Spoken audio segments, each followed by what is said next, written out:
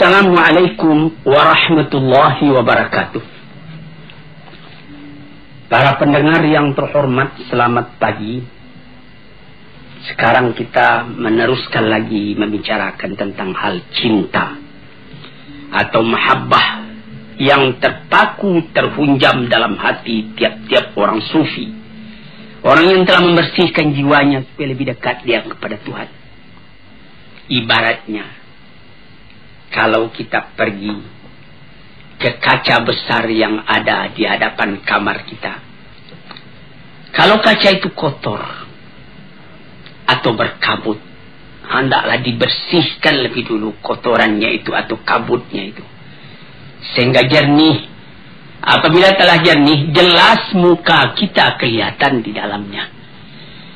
Maka kalau sekiranya kacanya sendiri kotor, berdebu, berkabut, terhalanglah kita untuk melihat apa hakikat yang sebenarnya daripada diri itu. Dan lebih celaka lagi kalau kabut itu terjadi di balik di sebelah sana, sehingga tidak dapat kita menggosok, dia berkabut juga. Sebagai kalau kita naik kapal udara, itu kerahnya, plastiknya 2 tingkat. Yang sebelah kita bisa kita hapus dengan tangan sehingga bersih. Tapi masih kotor juga karena yang sebelah lagi belum dapat kita capai dengan tangan kita. Maka usaha kita ialah untuk menjelaskan mahabbah antara kita dengan Tuhan. Membersihkan halangan, rintangan yang menghambat kelihatannya kekurangan-kekurangan kita di dalam menghadap Tuhan itu. Kalau sekiranya misalnya saja dengan sesama manusia, bagaimanapun cintanya kita kepada seseorang. Kalau mata kita kerut, kalau mulut kita busuk, tentu saja tidak sanggup kita mendekati. Yang kita dekati itu jauh daripada kita. Dilihat bukan dia yang salah, kita yang salah. Ini pembersihan. Sebab itu maka sekarang kita masuk kepada yang ke-9. Dulu baru 8. Yaitu memandang banyak walaupun sedikit kita punya kesalahan. Dan memandang sedikit walaupun banyak ketaatan kita. Ini yang ke-9, kita punya penutup dulu, lalu kita janjikan akan masuk kepada yang ke-9. Yang ke-8 itulah dia. At-tasi'u yang ke-9, mu'anaqatul ta'ah wa mubayanatul mukhalafah. Mu'anaqah artinya berpeluk-pelukan. Kita memeluk kepada yang kita peluk, dia pun membalas pelukan kita. Kalau sekiranya kita dengan manusia, misalnya ada kawan kita kembali dari Mekah. Di Mekah baru saja kejadian Masjidil Haram diduduki oleh orang-orang pendurhaka. Kawan kita juga belum pulang. Setelah ditunggu lamanya 17 hari. Alhamdulillah selamat Masjidil Haram tadi daripada serangan. Dan dapat ditaklukkan orang-orang yang memperbuat onar tadi. Kawan kita pun dapat pulang. Kita pergi sambut dia ke Halim Perdana Kusuma. Atau seperti ke Polonia di Medan. Atau ke tempat yang lain. Baru dia turun dari tangga kapal udara itu kita ketemu. Kita penuh dia peluk kita, kadang-kadang air mata turun, jatuh. Saking cintanya kita kepada dia. Kita sudah berdebar hati kalau dia mati di Mekah. Meskipun dari mati di Mekah itu juga mencapai kesucian. Dia pun menangis, kita menangis. Karena adanya cinta dalam hati. Itu mu'anaqah namanya. Berpeluk, bercium antara kita dengan kawan kita tadi. Ini kita berpeluk, bercium dalam perasaan dengan Tuhan. Mu'anaqatut ta'ah. Karena ketaatan kita kepada Tuhan. Di situ, saudara-saudara yang terhormat, payah saya menerangkannya karena saya pun baru mencoba, baru melatih diri belum sampai kepada taraf yang tertinggi. Bagaimana perasaan kita kadang-kadang apabila kita sampai kepada bacaan inna salati wa nusuki wa mahyaya wa mamati lillahi rabbil alamin la syarika lahu wa bidzalika umirtu wa ana minal muslimin. Sembahyangku, ibadat, bahkan hidupku dan matiku semua aku serahkan kepada Allah. Ini kita bertelut, menundukkan kepala, melintuhkan hati, menegakkan taat setia kepada Tuhan. Apabila kita punya permintaan dikabulkan dari sebab tunduknya hati dan ikhlasnya kepada Allah, akhirnya kecintaan kita itu dibalas. Itu namanya mu'anaqatut ta'ah.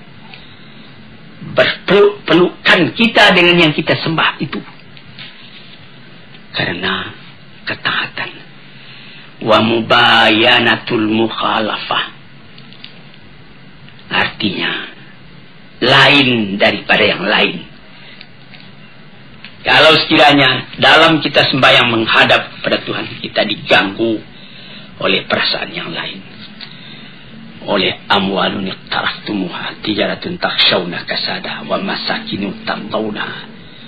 Kita diganggu oleh rumah tangga, oleh kekayaan, oleh kebun, oleh gedung, oleh anak, oleh istri, oleh keluarga. Mubayanatil mukhalafah. Bukan itu yang aku tuju ya Tuhanku, Engkau yang aku tuju. Yang lain-lain itu alam semua. Hari ini dengan aku, besok meninggalkan aku, atau aku meninggalkan dia. Maka bertambah teguhlah kecintaan tadi. Sebab itu maka dikatakan oleh ulama-ulama yang telah mendalam dzauqnya, ibadat yang dikerjakan dengan taat setia itu menambah cinta kita kepada Allah Subhanahu wa taala. Itu kita bisa uji sendiri. Misalnya datang waktu, kita sudah dengar azan di masjid, Allahu Akbar, kita siap, kita pergi ambil wudu, kita sembahyang di awal waktunya, kita kerjakan dengan tertib. Wah, bukan main. Itu mu'anaqatut ta'ah namanya. Tapi kalau kita sudah mulai melalaikan, pukul 12 tengah hari masuk waktu zuhur, pukul 2:30 baru kita kerjakan zuhur tadi, nampak bahwa kita cinta kepada Tuhan itu kendor. Nah, di sini tuan-tuan yang terhormat, yang ke-9. Jadi perkataan ini adalah dari seorang sufi, Sahal bin Abdullah At-Tusturi namanya. Yang ke-10, dukhulu sifatil mahbubi alal badali min sifatil muhib. Ini ada seorang sufi namanya Junaid al-Baghdadi mengatakan, yang mahabbah itu, cinta kepada Allah itu ialah masuknya sifat Tuhan yang dicintai itu ke dalam diri kita sebagai ganti daripada sifat yang mencintai, yaitu sifat kita sendiri. Ini lebih mendalam lagi perkataan dari Junaid al-Baghdadi ini. Sehingga yaitu sebutan yang dicintai itu Allah, sifatnya Rahman, asma'nya Wadud, Ghafur, Jabbar, Qahar, 99 banyaknya, sama sekali memenuhi kepada hati orang yang mencintai, sehingga tidak teringat lagi yang lain melainkan dia. Kita mengenal kepada orangnya karena tahu akan sifatnya. Bertambah kita melihat akan sifat Allah di dalam alam. Bertambah kita tidak ingat lagi kepada alam, tapi kita ingat kepada Allah. Sehingga pernah dikatakan oleh Sufi, ketika Abu Yazid Bustami pergi tawaf, dan ketika dia pulang ditanyai oleh muridnya, apa yang Tuan rasakan? Mula saya masuk, saya lihat Ka'bah. Kemudian lama-lama tidak Ka'bah lagi yang saya lihat, saya teringat kepada Allah. Hilang Ka'bah. Saya masuk sekali lagi, sama ingat saya kepada Allah dan kepada Ka'bah. Tapi lama-lama Allah juga yang terbantang. Saya masuk yang ketiga kali, Allah yang kelihatan, lama-lama baru kelihatan Ka'bah. Saya masuk yang keempat kali, enggak, saya melihat Ka'bah lagi, Allah yang kelihatan.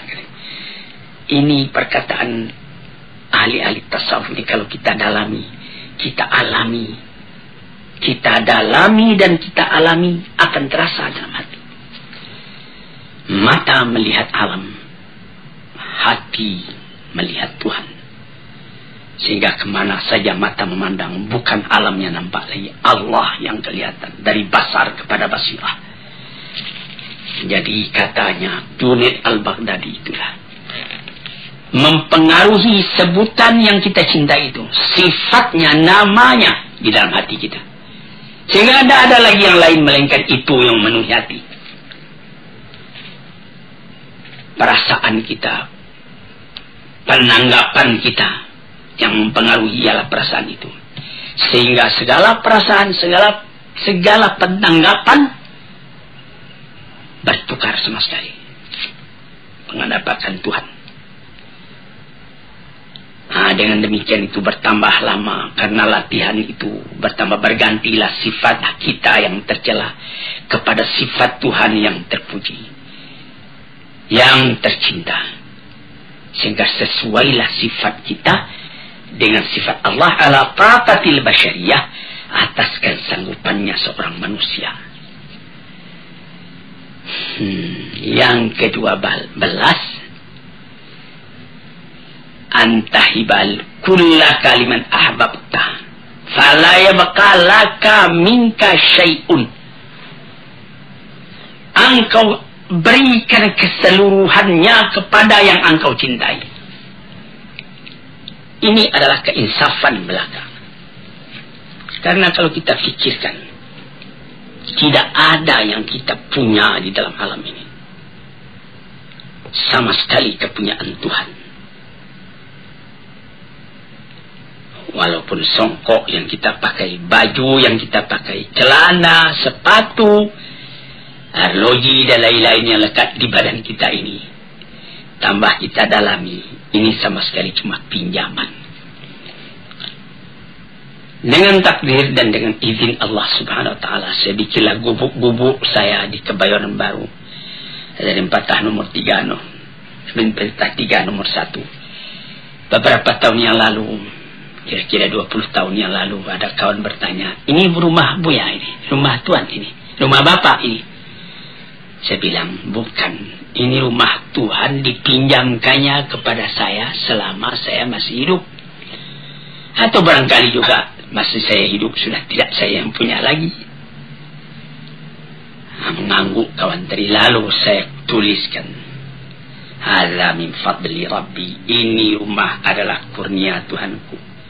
Liyabluwani ashkuru am ashkur, untuk menguji aku syukurkah aku kepada Allah, am akfur, atau aku melupakan jasa Allah kepadaku. Jadi kufur namanya.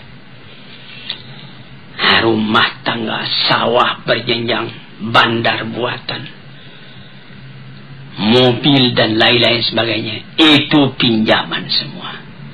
Jangankan itu, nyawa kita sendiri pun pada hakikatnya bukan kita yang punya. Kenapa begitu? Yang kita punya kan kita menguasainya. Apakah Tuhan berkuasa atas nyawa Tuhan? Apabila maut datang, la yastaqiruna sa'atan wa la yastaqdimun. Perintah Allah datang, Tuhan dipanggil ke hadratnya, satu saat tak boleh terkemudian, satu saat tak boleh terdahulu. Bukan atas kehendak kita, tapi atas kehendak Tuhan. Jadi dengan jalan seperti itu, kita pun insaflah.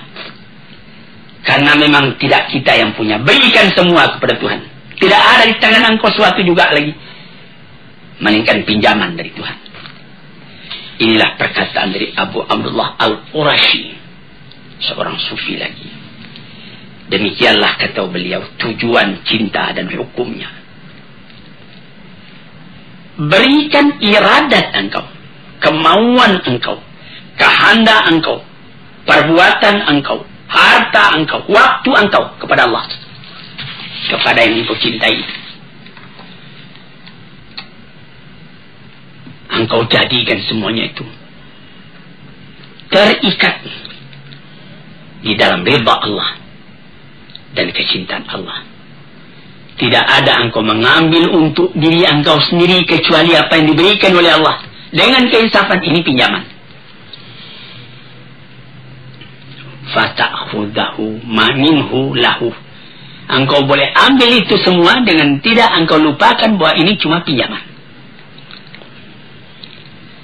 Yang ke-12. Antamhu minal qalbi ma siwal mahbub. Ini perkataan Shibli. Tadi itu ada perkataan dari Abdullah Al-Tusturi, Sahal bin Abdullah Al-Tusturi. Ada perkataan Junaid Al-Baghdadi. Ada perkataan Abdullah Al-Qurashi. Sekarang perkataan Shibli. Apa kata beliau? Antamhuwa minal qalbi ma siwal mahbub. Hapuskan dari hati selain dari yang kita cintai. Jadi la ilaha illallah dilanjutkan lagi. Apa lanjutnya? La mawjud illallah. Tapi di sini juga lebih mendalam ini. Kalau tidak hati-hati nanti kita bisa jadi wahdatul wujud. Tapi jangan mesti sampaikan. Yaitu tidak ada yang ada ini kecuali Allah punya. Aku sendiri pun dia yang punya.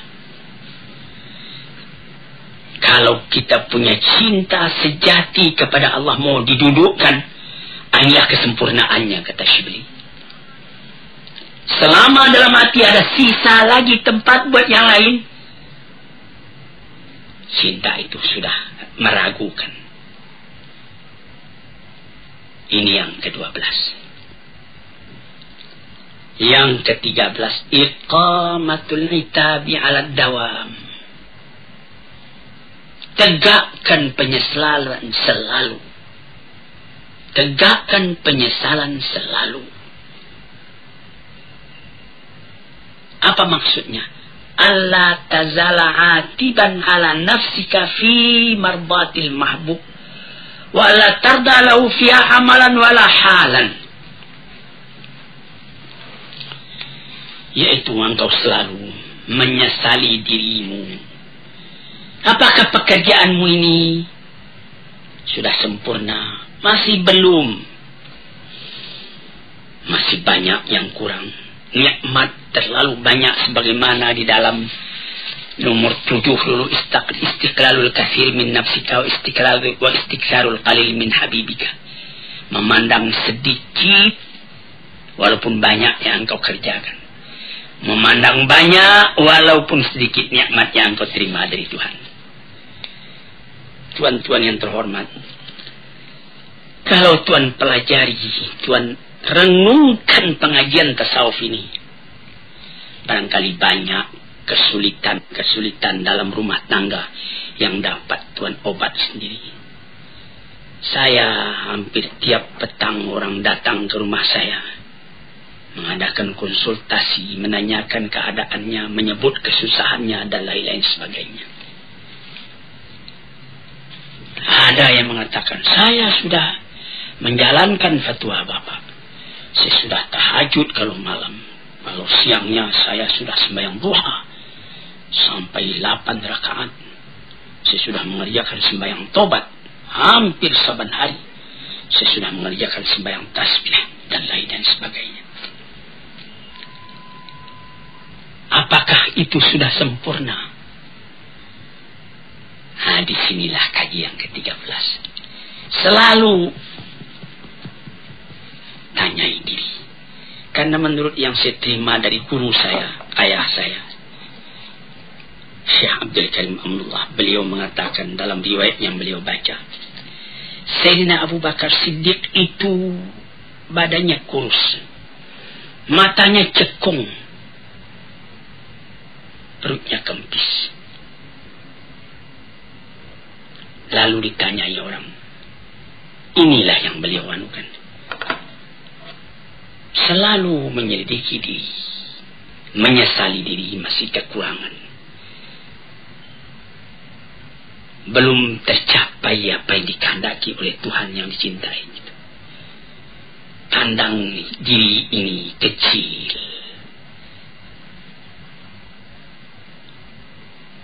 Orang yang semacam engkau kecilnya akan mempertalikan cinta dengan Tuhan yang maha besar, maha agung. Siapa engkau wahai? Tiliklah diri apakah sudah sampai taraf iman kita, taraf amal kita, ibadat kita kepada yang patut. Sampai Nabi kita sallallahu alaihi wasallam sendiri saban malam beliau tahajud. Siti Aisyah juga tahajud. Habis tahajud beliau sudah tidur kembali istirahat. Nabi masih saja tahajud.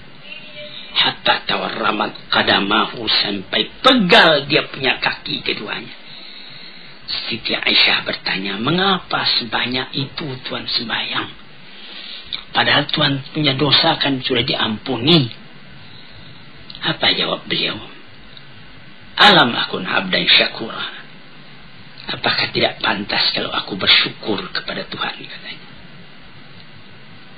Dan pun Nabi mengatakan, orang yang beriman itu memandang dosanya sebagaimana dia duduk di bawah bukit, takut jatuh bukit itu kepada dirinya. Tidak ada dosa yang kecil, semua dosa dianggapnya besar. Yang di dalam kata modern tabkitul bangir, atau tolakkan hati atas perbuatan sendiri yang salah.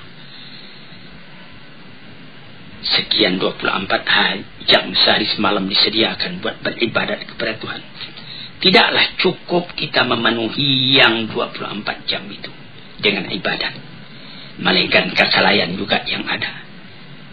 Kita sembahyang, tapi kita berjalan lagi, kita bekerja lagi. Memang Tuhan juga yang menyuruhkan. Tapi berapakah lamanya kita ingat kepada Tuhan? Nah, inilah yang nomor 13. Yang ke-14.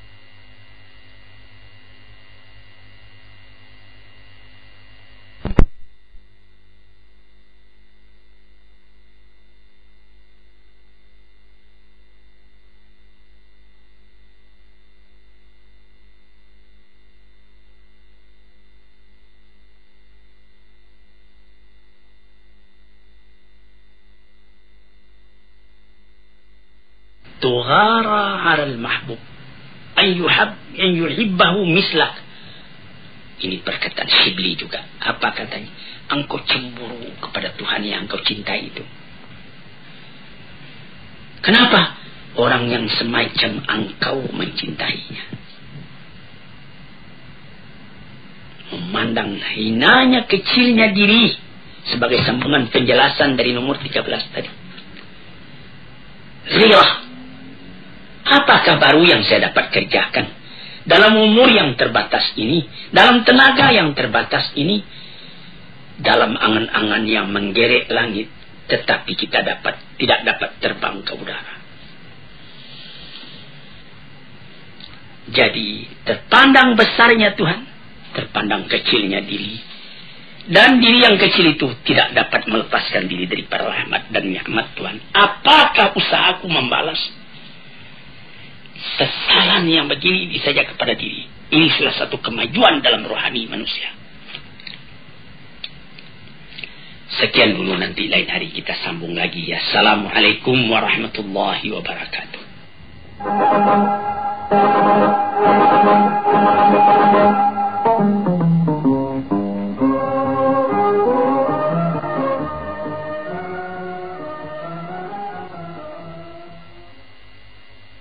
Assalamualaikum warahmatullahi wabarakatuh.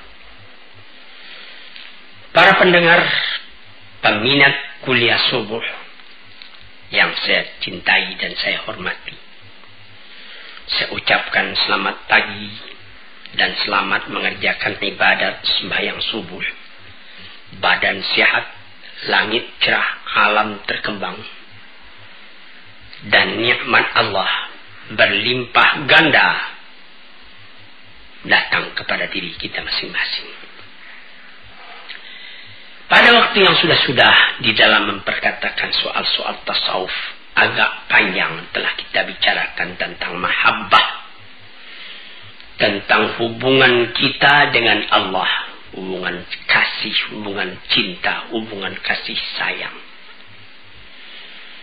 Hampir 2 bulan pengajian kita tentang cinta ini. Sekarang setelah kita mengaji tentang cinta, kita akan terus kepada akibat dari cinta. Apa akibat dari cinta? Cinta itu sendirinya menimbulkan cemburu atau menimbulkan ghirah dalam bahasa Arabnya. Dalam keadaan yang lain, di dalam bahasa yang populer juga disebut fanatik. Kalau orang mengakui cinta kepada Allah tetapi tidak ada ghirahnya, orang yang mengakui cinta kepada agamanya tetapi tidak ada cemburunya apabila agama itu diganggu orang, apabila keyakinan hidupnya kepada Tuhan dicimoohkan orang misalnya, maka tidak ada baginya konsekuensi dari cinta. Sebab cinta itu menghendaki kesatuan pikiran kepada yang dicintai itu. Sekarang ini kita masuk membicarakan tentang soal ghirah itu, soal cemburu itu. Ini panjang lebar juga dibicarakan di dalam Al-Quran ataupun di dalam hadis, yang mula-mula dijadikan menjadi dasar ketika membicarakan tentang ghirah, tentang cemburu, atau dalam bahasa sehari-hari yang telah banyak kita pakai tentang fanatik, adalah sabda Allah Subhanahu wa Ta'ala yang tersebut di dalam Al-Quran. Innama harrama rabbiyal fawahisha ma zahara minha wa ma batan. Apa artinya?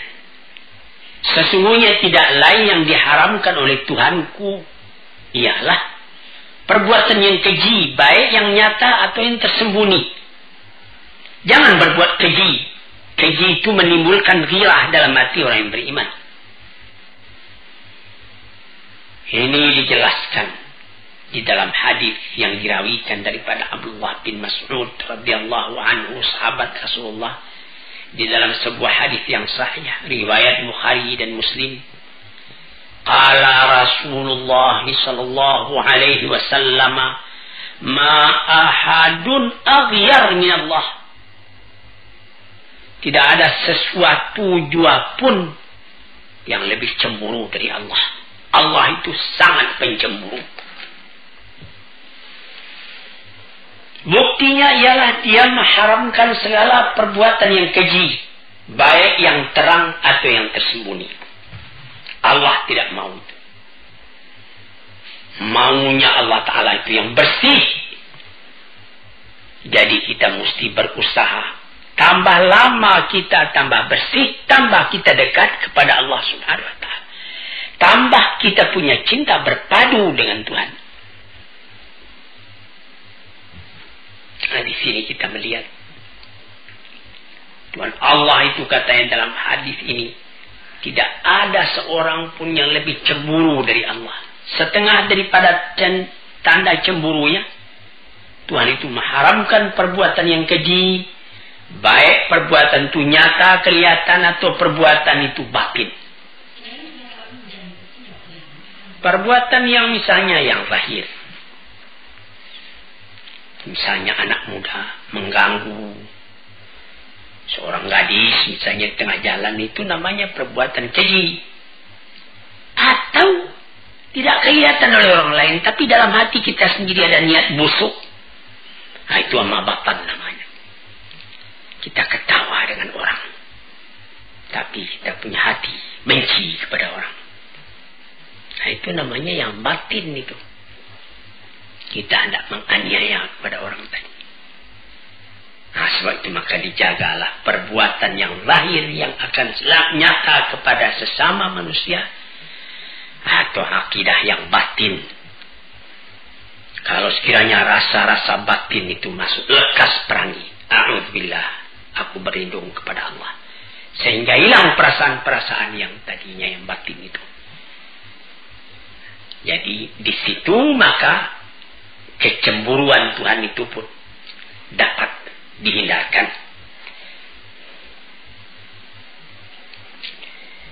Lantas kemudian sambungan hadis, wa ma ahadun habba ilahi madah min Allah. Wa min ajli dzalika asna ala nafsihi. Tidak ada seorang pun yang lebih suka akan pujian melainkan Allah. Sehingga beliau sendiri pun asna ala nafsihi, memuji kepada dirinya. Jadi bagi Allah bukanlah namanya tawadhu', merendahkan diri kalau dia dikatakan Allahu la ilaha illa ana. Saya yang Tuhan, tidak ada Tuhan yang lain. Itu bukan kesombongan. Tapi itu adalah daripada alamat kecintaannya Tuhan kepada pujian atas perbuatan Tuhan itu. Dan memang tidak namanya mengambil muka. Kalau kita lihat keindahan alam lalu Tuhan kita puji. Alhamdulillah, segala puji bagi Allah Rabbul Alamin. Rabbil Alamin, Tuhan dari seluruh alam ini. Maka Allah pun memuji kepada dirinya. Kemudian itu, ma ahadun ahabba ilayhi al-uzur min Allah. Dan tidak ada seorang pun yang lebih disukai daripada orang yang merasakan kekurangan pada dirinya, mengakui kekurangan itu. Tuhan Allah tahu kekurangan kita itu, kelalaian kita itu, tidak tahu jalan. Maka dibuktikan oleh Tuhan hal itu dengan mengirim rasul-rasul. Dikirimnya rasul-rasul sejak dari Nabi Adam atau Nabi Nuh sampai kepada Nabi Muhammad sallallahu alaihi wasallam, menunjuki kepada manusia jalan yang harus ditempuh di dalam kehidupan dunia ini. Jadi di dalam hadis yang sahih yang lain yang dirawikan oleh Abi Salmah dari Abi Hurairah radhiyallahu anhu, Rasulullah pun pernah mengatakan, innallaha yaghar wa innal mu'mina yaghar wa ghairatullah an ya'til 'abdu mahram 'alaihi. Tuhan Allah itu menurut hadis yang sahih ini pencemburu. Orang mukmin pun pencemburu sebagai cemburunya Allah itu. Maka ghirahnya Allah itu yaitu yang akan menimbulkan cemburunya Tuhan kalau ada hambanya yang sengaja berbuat barang yang dilarang oleh Allah. Itu Allah tidak suka. Dia cemburu keadaan demikian itu. Mengapa demikian? Nah, kalau tidak ada cemburunya itu, tanda tidak ada cinta. Kita bawa saja misalnya kepada misal yang lahir dalam kehidupan kita sendiri. Kita mengatakan cinta kepada istri. Cinta sejati kepada istri. Tulus ikhlas, sehidup semati. Lalu tentu kita tidak senang kalau ada orang lain yang pergi mengganggu istri kita itu. Kita cemburu. Lalu ada orang dibiarkannya saja istrinya bermain-main bersanda gurau dengan laki-laki lain. Nah, itu orang dikeragui cintanya. Tandanya cintanya itu tidak bulat. Atau barangkali orang itu dayus. Tidak ada lagi rasa cemburu dalam hatinya. Ini orang-orang celaka. Sebagaimana pepatah orang Arab, fatana likulli musibatin fi dinihi wa idza yusabu fatina likulli musibatin fi malihi wa idza yusabu bidinihi lam yashuri. Sangat harus perasaannya. Dia merasa cemburu kalau akan terganggu harta bendanya. Tetapi kalau agamanya yang tersinggung, dia tidak merasa. Ini orang juga sudah orang sakit, tidak ada kecemburuan sejati dalam dirinya. Jadi cemburu ini mesti ada. Kita sebagai umat yang beragama mesti ada cemburu. Karena dari sebab cinta kita kepada agama tadi. Misalnya ada orang injak-injaknya Quran, lalu kita ketawa saja. Tandanya kita tidak beres. Tandanya kita tidak menghargai Al-Quran. Demikianlah seterusnya. Jadi cinta itu adalah akibat. Cemburu itu adalah akibat dari cinta.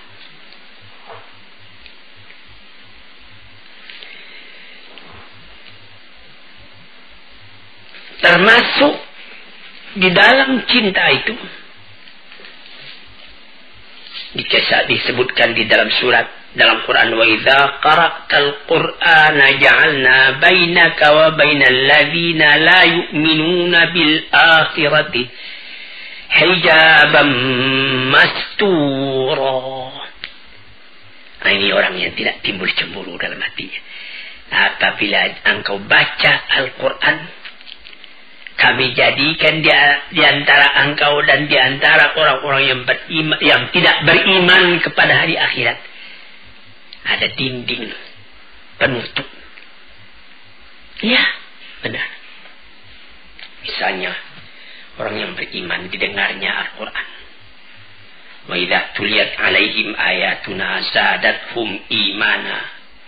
Apabila dibacakan orang kepadanya ayat Al-Quran, bertambah imannya.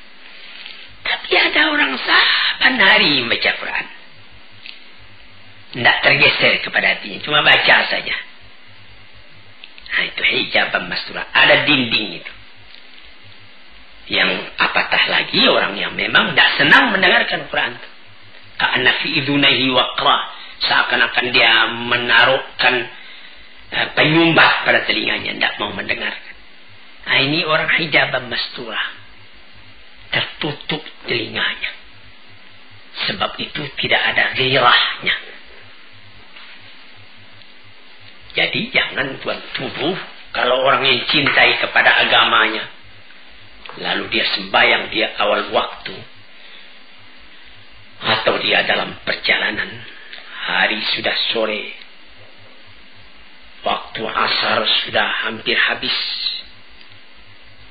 Sebagaimana saya baca di dalam satu surat kabar, beberapa orang pengembara di London, dia mau berangkat ke tempat lain, waktu asar sudah hampir habis.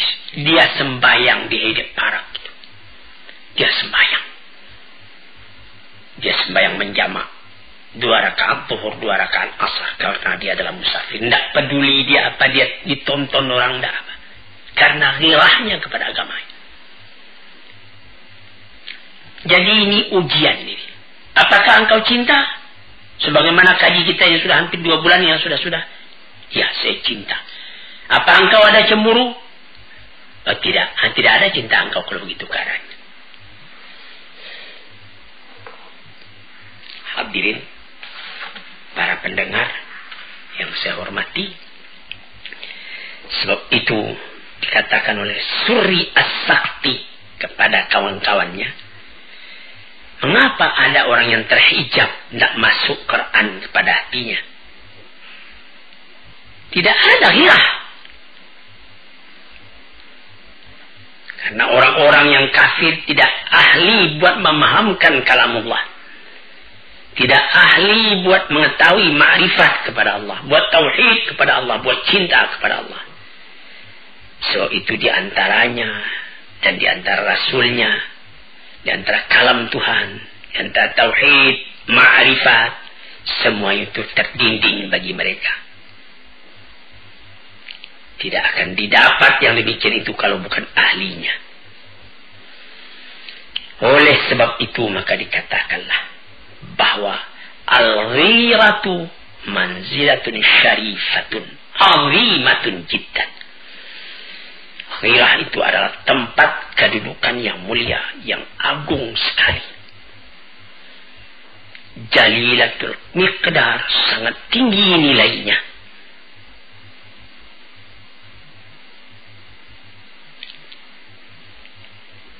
Nah, di situ. Jadi ghirah itu yaitu tidak suka dicampuri, tidak suka diganggu gugat hubungan kita yang begitu mesra dengan yang paling kita cinta. Dan sangat kita menjaga agar cinta yang menghubungkan kita kepada yang kita cintai itu, yaitu kepada Allah Subhanahu wa ta'ala, tetap melekat kepada kita. Jangan terganggu oleh yang lain. Nah, disitulah maka dikatakan bahwa ghirah itu yang pertama sekali ialah ghirah kepada diri kita sendiri, kepada hati kita sendiri. Apakah baru yang dapat kita kerjakan buat mencapai cita kita mendekati Allah? Di manakah kekurangan kita? Bertambah kita banyak memikirkan itu. Bertambah menyesal kita kalau ada kekurangan. Bertambah kita buru lagi, menambah lagi. Menjauhi sifat-sifat yang tercela. Memenuhi diri dengan sifat-sifat yang terpuji. Itulah ghirah yang menjadi keistimewaan dari jiwa yang suci, yang bersih, yang tinggi.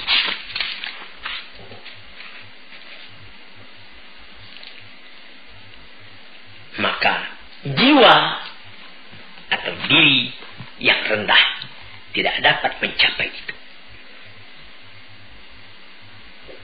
Menurut kemuliaan diri dan ketinggian cita-citanya, disitulah letak ketinggian yang akan dicapai pula oleh tingkat ghirahnya itu.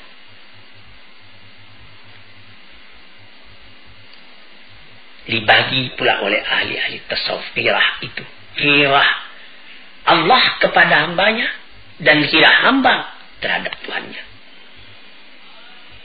Bagaimana ghirah Tuhan terhadap kepada hambanya? Yaitu bahwa Tuhan tidak suka kalau Tuhan itu dipersekutukan dengan yang lain. Tidak ada yang lain yang dapat engkau persekutukan, engkau samakan dengan Allah. Satu, ahad. Sehingga Bilal bin Rabah, ketika dia sudah dijemur di cahaya matahari, dihimpit badannya dengan batu, cuma tunjuknya saling yang bergerak, cuma tinggal tunjuk ahad, Allah satu, Allah satu. Nah, itulah di dalam badan menderita, hati senang karena teguhnya yang ghirah kepada keyakinan. Hadirin, bagaimana pula ghirahnya Tuhan kepada hamba, kepada Tuhannya? Ghirah kepada dirinya dan ghirah kepada orang lain. Adapun ghirah kepada Tuhannya, tidak dia jadikan amalnya, perkataannya, ahwalnya, waktunya, nafasnya selain untuk Tuhan. Dan kalau ada orang lain yang mengganggu hubungan dengan Tuhan itu, timbul marahnya. Dan dia tidak mau kalau haknya dengan Tuhan itu dipandang enteng oleh orang yang memandang enteng. Hadirin yang terhormat, kita habisi enggak itu dulu. Agak 2-3 kali lagi kita bicarakan pula tentang hal ghirah itu. Ghirah akibat daripada mahabbah. Assalamualaikum warahmatullahi wabarakatuh.